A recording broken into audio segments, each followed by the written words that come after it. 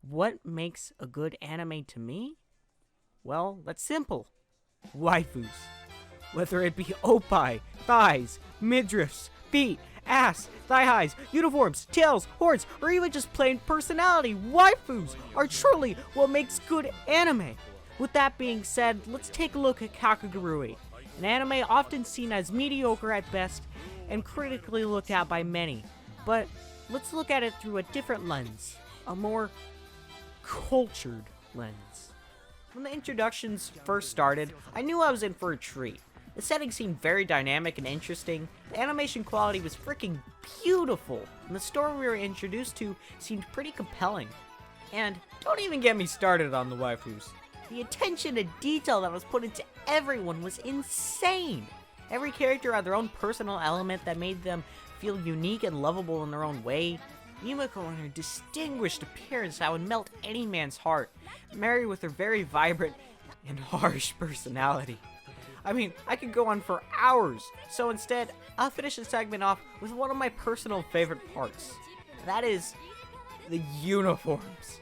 The uniforms are insanely cool on their own, but the best part about them is the skirt-legging combo. Ever since Mai from Rascal Does Not Dream of Bunny's Girl Senpai, I have had a soft spot for the leggings and skirt mix, and this anime definitely delivers on that front. The animation is just so fucking beautiful. I can't help but love them and wish to be sandwiched and have me right in the middle of them. Moving on. In the end, I was right in thinking I would love this anime. However, I was right, but for all of the wrong reasons. See, well, at first glance, Kakegurui seems like it would be a pretty good and somewhat normal anime with a gambling and pretty straightforward story and a nice bit of fan service. That statement could not be further from the truth. After the whole setting was laid out and the story was about to begin, we were introduced to Yumiko.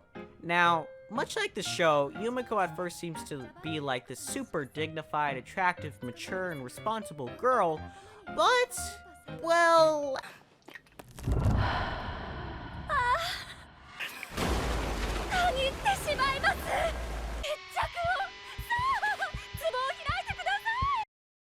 At least we got one of those right. As the first gambling match commences, we slowly see the gorgeous exterior of this anime slowly being ripped away to shreds right off the walls. As every second passes, we see this anime slowly descending deeper and deeper into absolute insanity. That perfect image I had in my head of all the characters and of the potential story and plot was ripped away right in front of my eyes. And once the curtains finally fell, what we were left with was horrifying, while simultaneously being magnificent. What we were left with was an insane acid trip of gambling, heartbreak, waifus, discrimination, inequality, and fucking psychopaths. And yes, psychopaths. At first, I thought this anime would stick to your usual kind of anime-branded psychopaths, like yanderes, doroderes, or even people who put milk in first before cereal deres. Well, all are seriously messed up in their own right, but no, the people in this show are just plain psychopathic. And I fucking love it. See, I honestly have no clue what is going on half of the time. The other half, I kind of forget that it's a gambling anime. I mean, when they're using idol concerts as a form of high-stake, intensive gambling, can you really blame me? To me, the appeal of the show isn't the gambling. To me, the point of the show is just to go through an insane experience, like you're high on acid, laced with ecstasy. At the same time, watching some insanely hot and well-animated waifus go literally insane over some of the most absurd gambling methods you could think of. I mean, the literal first gambling scene of the show is rock, paper, scissors, and halfway through, Yumiko practically has an orgasm. So if you're coming to Kakegurui for a stereotypical gambling anime, you're probably in the wrong place. There is a plot to Kakegurui, and some underlying things in it. The true best part isn't its actual plot. Instead, its best quality is its lot.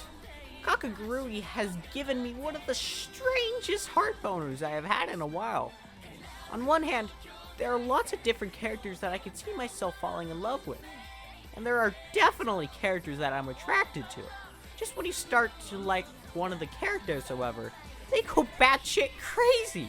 This anime is like a bizarre version of Game of Thrones, where instead of meeting a new character and they die not even 5 minutes later, they just have a full-on mental breakdown. Not even the main characters are immune to this.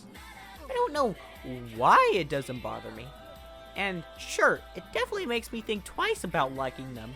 But the character designs though, they're freaking gorgeous. I can't help the fact that I'm a degenerate who loves 2D girls, but I always try to be attracted to waifus who are not only attractive, but also good people.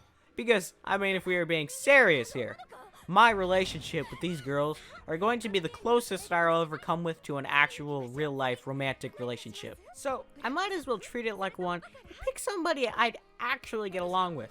But for whatever reason, the girls on this show, with all their insanity, still manage to find a place in my heart. Even with all the crazy and absolutely mental things that are going on in this acid trip of an anime, I still manage to like these girls. The only semi-normal one in the show is Ryota, and even he starts to go a bit crazy later on in the season. We are literally watching this dude slowly being corrupted as the anime goes on. I do really love his character though, he's pretty funny. As I was watching the series, he's basically me, but a part of the story. I mean, all of the questions I have while trying to figure out what the fuck is going on, he has too. My favorite part though, was when he was helping Yumeko with her gamble with Midari, who is an anime girl, who actually needs to wear an eye patch. If that isn't reason enough to know this anime is freaking mental, I don't know what else will convince you. This dude put himself under so much pressure to help Yumeko, fearing if he didn't, she would die. So he has to try and come up with this kind of strategy to help Yumeko in a way reminiscent of something like Code Geass or even Death Note. But he doesn't know what the fuck he's doing. For the first round, he puts up a couple of fingers trying to debate Midari into thinking that they have some kind of code. It seemed to somewhat work. But after that round, he had to come up with something else. And he had no clue what the hell to do. We saw this dude have a full-on mental breakdown for like 5 minutes straight, just trying to come up with anything. But he couldn't. Watching the scene was basically the equivalent of what would happen if any socially awkward and introverted person had to watch back all their thoughts and actions they did and had as they were in a group setting or doing anything else that requires them to speak to other people. I just couldn't help but relate to him, because this whole time, I also had no fucking clue what he should do either. So in the end, this is basically what he said. Well, I have no clue what the heck I'm doing, but Yumeko is hella smart, so she probably knows that too. Should I just make the cards into the one she had originally? No, that seems too obvious. But wait, Yumeko probably thinks that is what I would do, because she knows I have no fucking clue what I'm doing. So that would be my best option. Alright, fuck it. I hope this works. And after that whole engagement, I practically lost it. It was so funny how relatable and normal this dude was in a school full of strange and crazy people. He basically becomes a watcher just like us, walking around, watching all the insane things happen, and then trying to grasp the insanity. But in the end, it just makes him even more confused. Ryota is just one of the boys who ends up getting stuck in an anime world, and is just watching and experiencing the same things we are. Even when it comes to the waifus, you can tell he is hesitant to gain feelings for anyone, especially Yumeko. But in the end, the dick wants what the dick wants. And there is no better way to summarize this anime than that. I think I finally got all that out of my system. Alright, what's next on the list? Wait a second. Are you telling me there is... Ah, fuck!